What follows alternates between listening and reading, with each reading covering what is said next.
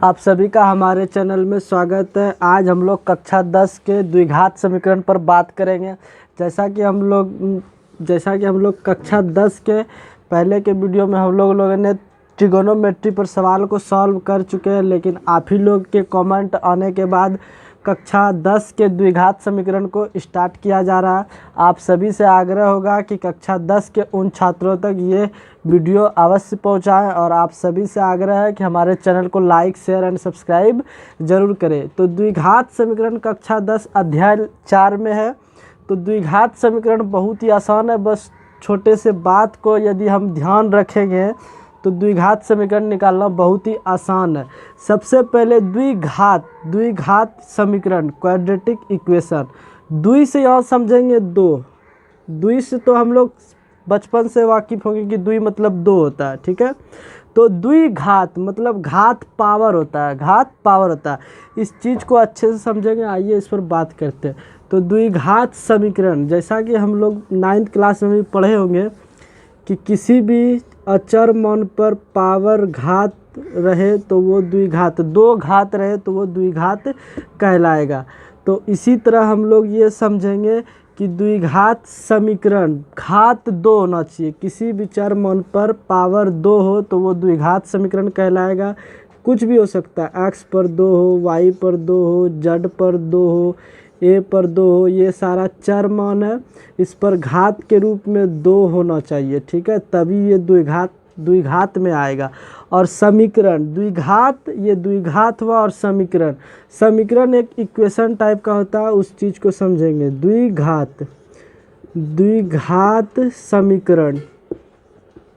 द्विघात समीकरण का कुछ मानक रूप होता है, ठीक है। उस रूप को हम लिखते हैं यहाँ, उसको ध्यान देंगे। जैसे ax² bx + c = 0, ये द्विघात समीकरण का मूल रूप यही है, ठीक है।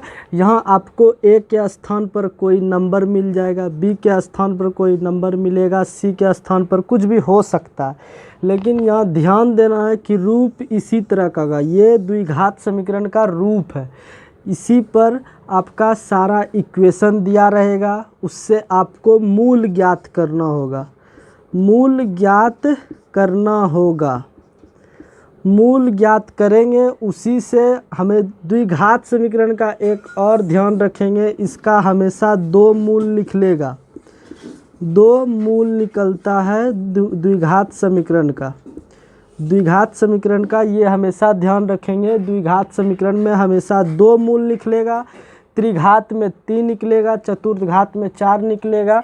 जितना टाइप का समीकरण होगा उतने प्रकार का मूल निकलेगा। तो यहाँ द्विघात समीकरण की बात हो रही है तो मूल भी 2 निकलेगा, ठीक है। ये आपका मानक रूप है, इसी रूप पर आपको इक्वेशन दिया रहेगा, उससे आपको मूल ज्ञात करना और मूल निकालेंगे तो इससे आपको उसका आंसर मिल जाएगा, ठीक है। ये कंसेप्ट को दिमाग में रखना है। इसी को ध्यान में रखते हुए आइए कुछ और चीज़ों को समझते हैं। अब थोड़ा सा सॉल्व की ओर ध्यान देंगे। जैसे पढ़ा द्विघात समीकरण का मानक रूप जो पढ़ा, उसको ध्यान में रखेंगे और उसके आगे की बात करते हैं। पहले उस चीज़ को दिमाग में बैठाना है। ax² + bx + c = 0, ये द्विघात समीकरण का मानक रूप है, ठीक है। आपको a b c के जगह पे नंबर होगा, उस चीज़ को ध्यान रखना है।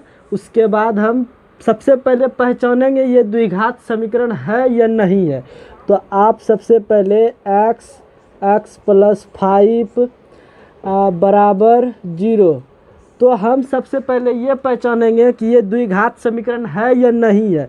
तो इसको गुणा कीजिए, x² + 5x = 0।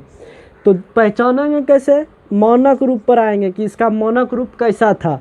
तो ax² + bx + c = 0, तो a के जगह पे यहाँ 1 रख देंगे, 1x² प्लस b के जगह पे 5 हो गया x, प्लस c कुछ नहीं है तो 0 लिख देंगे, क्योंकि 0 किसी संख्या के साथ जोड़ेंगे तो कोई फर्क नहीं पड़ेगा।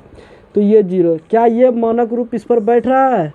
यहाँ बैठ रहा है, क्योंकि x² के जगह पे 1 छुपा है, 5b के जगह पे 5 आ गया, c के जगह पे 0 आ गया, बराबर 0। तो ये द्विघात समीकरण होगा। तो द्विघात समीकरण को यदि आप पकड़ने पहचानने जान गए तब फिर इसको आगे और समझेंगे। फिर और एग्जांपल लेते हैं, उसके बाद हम इस चीज़ को समझेंगे कि यदि आप द्विघात समीकरण को पहचानने जान गए तो आगे और भी आसान लगेगा।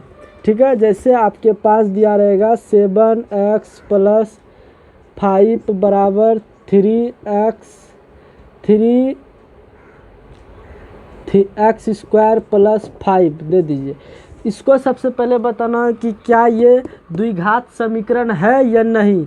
तो इसको सॉल्व करते हैं। सबसे पहले 7x + 35 बराबर x² + 5। तो इसको इस दोनों को बराबर के उस पार ले जाएंगे तो x² + 5 ये -7x + 35 ऐसे कर सकते हैं। बराबर के इस पार जब दोनों को लाएंगे तो दोनों माइनस में हो जाएगा। ठीक है, ये इधर 0 बच जाएगा। ठीक है, अब इसको सॉल्व करेंगे तो x² - 7x -35 में 5 जुटेगा तो कितना बचेगा। तो यहाँ पर देखेंगे तो यहाँ पर हो जाएगा ये 7x हुआ और ये -30 हुआ बराबर 0। क्या ये इसके रूप में है, ये ध्यान देखना है। तो x² हुआ 7x, 7 b के जगह पे 7 आ गया, c के जगह पे 30 आ गया। यहाँ माइनस आ गया, वो ध्यान नहीं देना, यहाँ प्लस माइनस दोनों आ सकता है। ठीक है, ये आपका मानक रूप है, यहाँ पर माइनस भी आ सकता है माइनस भी आ सकता है, उसको ध्यान नहीं देना। बस ये इसका जो रूप है वो देखना है। ठीक है, ये तीनों देखना है। यदि उस तरफ बैठ रहा है इस मानक रूप पर तब हम कहेंगे कि ये द्विघात समीकरण है।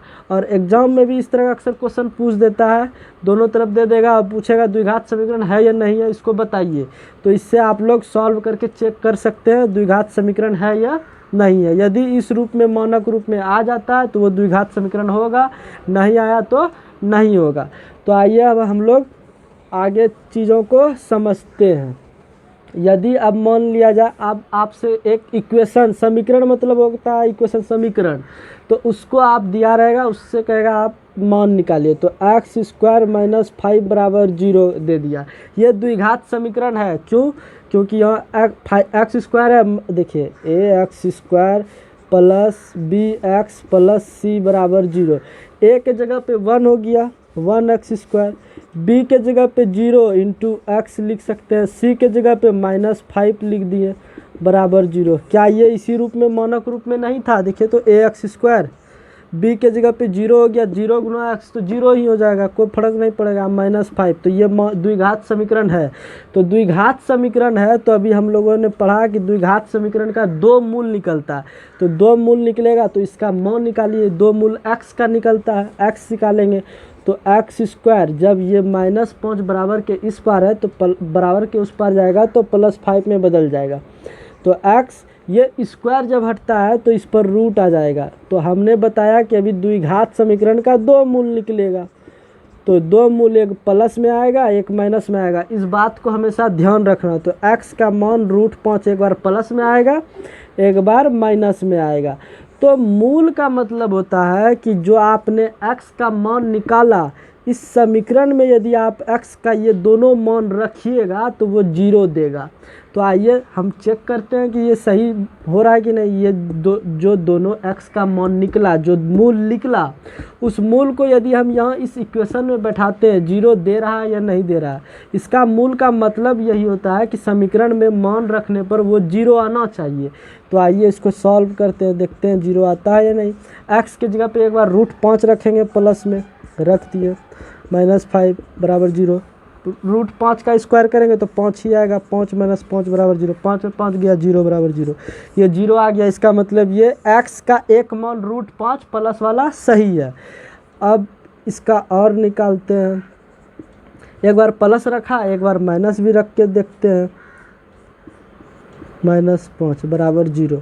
तो इसको सॉल्व करेंगे तो माइनस तो प्लस में बदल जाएगा, रूट का 5 हट जाएगा, 5 - 5 बराबर 0, 0 बराबर 0। 2 मूल निकला। और यहाँ ये भी ध्यान रखेंगे कि अब x का वैसा मान नहीं कुछ है जो कि x का मान रखने पर वो 0 दे दे।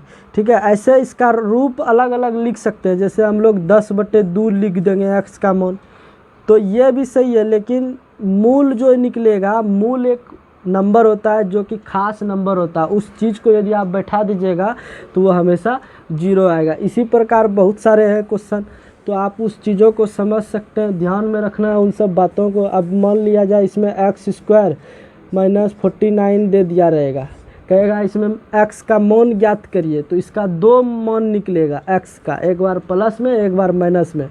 तो यदि x का मान निकालने बोल दे तो आराम से निकलेगा, -49 को बराबर के उस पार ले जाएंगे तो 49 हो जाएगा, और जब ये स्क्वायर हटेगा तो ये आपका 49 आ जाएगा, प्लस माइनस x बराबर ±7। ये आपका हो गया। जब छोटा द्विघात समीकरण दिया हो कि स्क्वायर के बाद कोई नंबर दे दिया रहा तब तो बहुत आसानी से निकाल लेंगे, लेकिन अभी बहुत सारे टाइप को पढ़ेंगे।